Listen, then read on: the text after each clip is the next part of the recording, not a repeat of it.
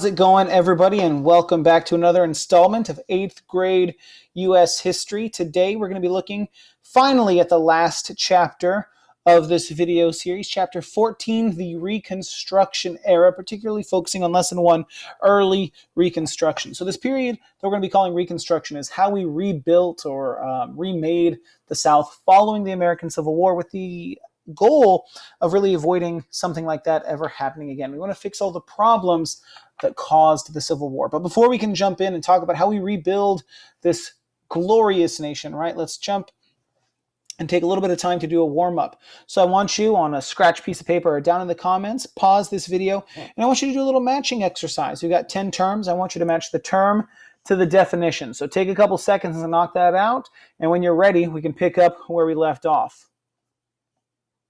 So going forward, here we go. Lesson 1, Early Reconstruction. So let's talk about the post-war situation. What is America dealing with now that the Civil War is over, that hundreds of thousands of people are dead, and slavery is over? Lincoln's been assassinated, right? So the Union is preserved, right? North, South back together were one, quote-unquote, happy family. So check, right? Lincoln gets what he wants. Slavery's abolished, check. African Americans, however, are not completely free, truly, or equal. They don't have a whole lot of rights, and those things will slowly kind of change over the next decade or so, but it really takes 100 years, and I'd argue that even today we're still fighting to resolve some of these race issues.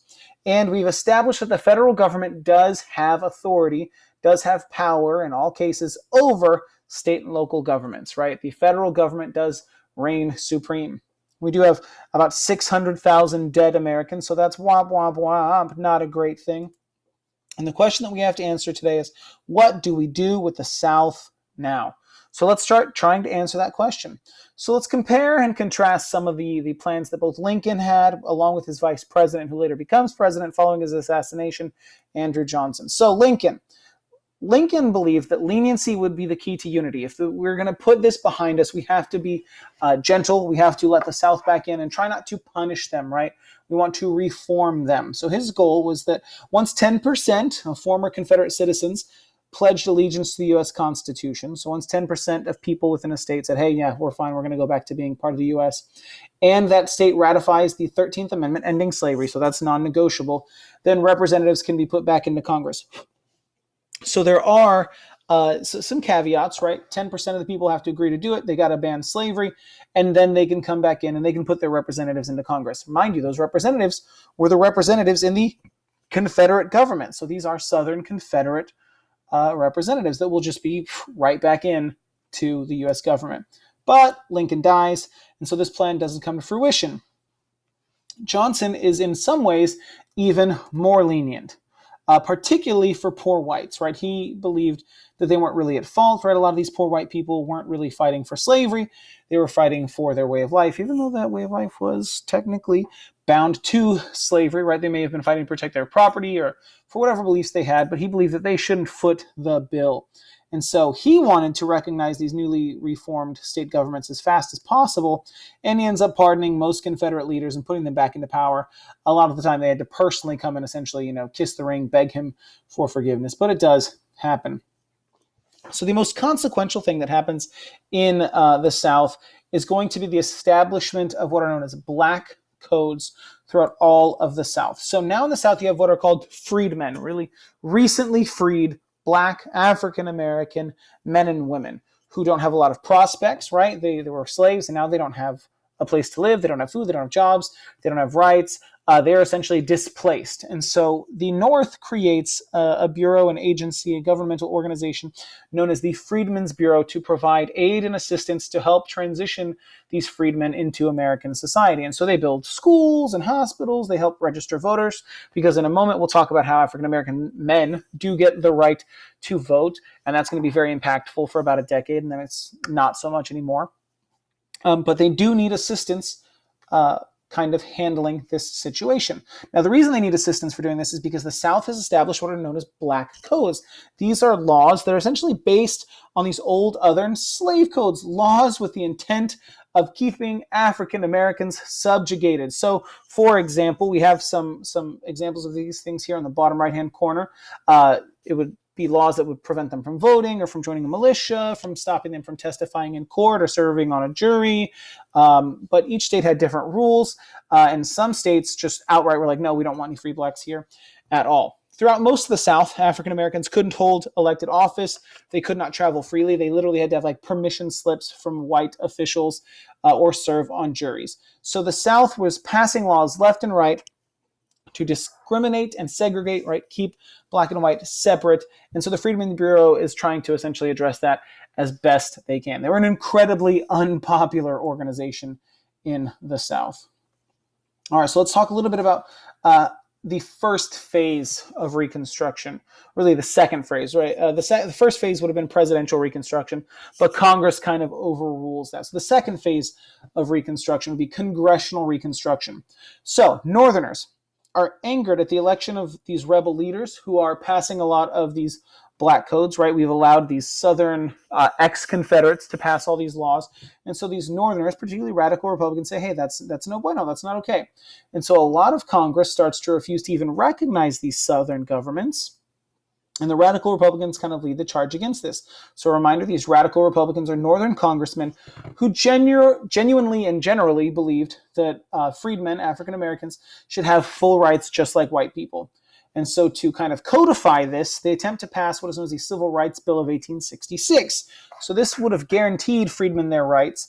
Doesn't pass, eventually gets passed instead as the 14th Amendment, which we'll come back to a little bit later. But this would be the first time a law was passed to protect racial minorities. And the 14th Amendment is going to be huge in American history and really remains relevant in every major civil rights case to this day. And then in 1867, Congress passes what is known as the 1867 Reconstruction Act. And this is where we see really the move towards what I would consider a third phase of Reconstruction, military Reconstruction. So this provides for direct military rule over the South until new governments can be established that the North likes. So basically, the North installs military dictatorships throughout the South and establishes 5 military districts that are depicted here in the top right-hand corner.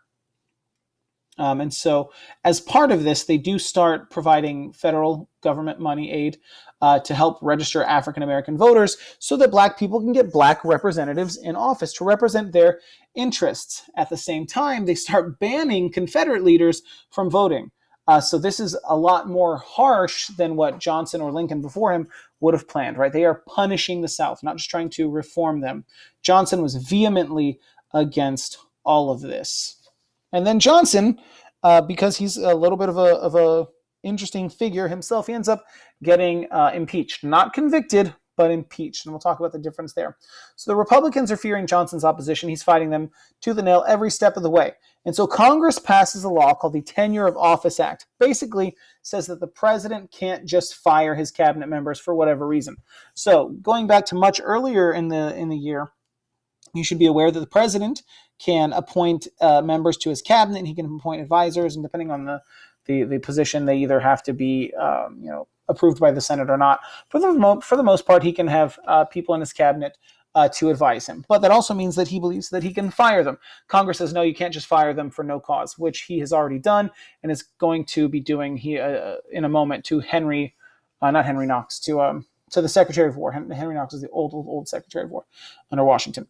Anyway, so Johnson tries to fire his Secretary of War, essentially breaking the law. He's been told he can't just fire him, and he does anyway. So he spat in the face of Congress, essentially breaking the law, which means he can now be impeached. So impeachment is the process of removing the president, basically of accusing them of high crimes or misdemeanors. By him going against Congress, they want to impeach him and say what he's done is so grievous that he should be removed as president. It doesn't work. There's not enough support. So they impeach him, but he is not convicted. However, he does not serve another term. He ends up losing to Ulysses S. Grant. And that's where we'll leave it for today. So let's jump in very quickly and answer some star quiz questions. Question 1. A historian is writing an article for a history website. The article is divided into the following topics. So you've got the division of the South into military districts, the impeachment of the president, and the ratification of the 14th and 15th Amendments. Which era in U.S. history is the focus of this article? What was the focus of this lesson? Was it F, the Jacksonian era, G, the antebellum era, meaning before the Civil War, H, the Federalist era, or J, the Reconstruction era? What have we been talking about today? That's right, J, the Reconstruction era. Moving on. Question 2. How did the Freedmen's Bureau most assist in the Reconstruction of the South? What did the Freedmen's Bureau do to help Southerners? Would it be F, by dividing large plantations and redistributing the property to former slaves? G, by creating a militia to help enforce the voting rights of former slaves? H, by offering legal assistance and public schooling to former slaves? And J, by petitioning the government to offer money to former slaves? Take a second, review the answers, pause the video if you need to, and hopefully you find the right answer, which is H, right? Providing them with legal assistance, lawyers, education, access to things that are going to help them equalize, right? Transition into society. Question 3. Southern states passed the codes described in this excerpt in order to what? So this excerpt says Black Codes was a name given to laws passed by Southern governments established during the presidency of Andrew Johnson. These laws imposed severe restrictions on freedmen, such as prohibiting their right to vote, forbidding them to sit on juries, and limiting their right to testify against white men. They were also forbidden from carrying weapons in public places and working in certain occupations. So Southern states would do these things in order to what? F, limit the effects of the Reconstruction Amendments. G, increase the labor supply for factory jobs in the North. H, decrease the number of Northern representatives in Congress. Or J, improve relations within the Democratic Party. Take a moment, and hopefully you know that the correct answer is F, right? Limit the effects of the Reconstruction Amendments, freeing of the slaves and essentially equalizing them under the 14th Amendment. They did not want black people to be free. They certainly didn't want them to be equal. Question 4. After the Civil War, Southern states adopted black codes to what? F, punish plantation owners for the use of slavery. G, support radical Reconstruction objectives in the South. H, promote the activities of the Freedmen's Bureau. Or J, limit the impact of the 13th Amendment. Right, this is really just a rehashing of the previous question, so hopefully you know that the answer is J, right? Limit the actual freedoms of African Americans. Question 5. What is the historical significance excuse me, of this act?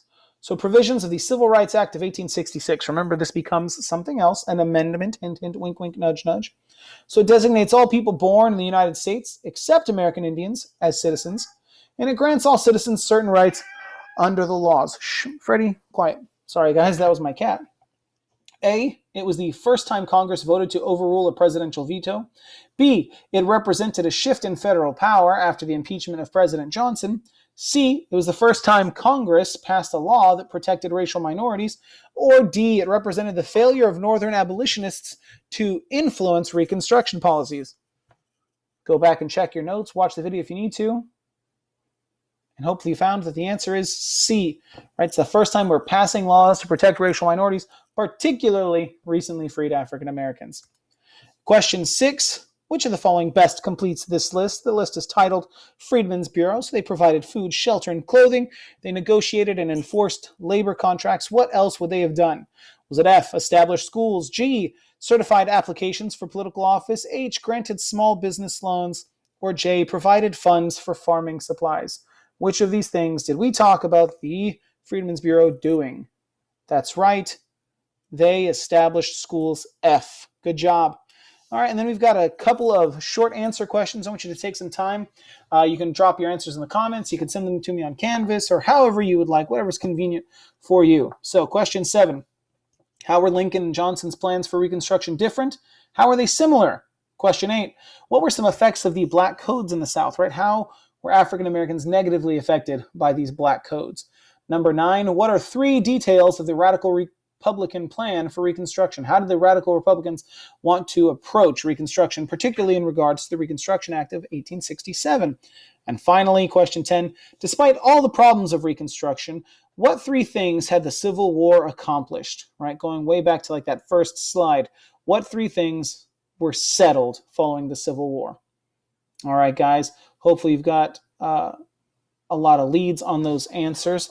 It's been real, it's been fun, and it's been real fun. I've been Bennett, you've been awesome, and I'll see you guys in the next video.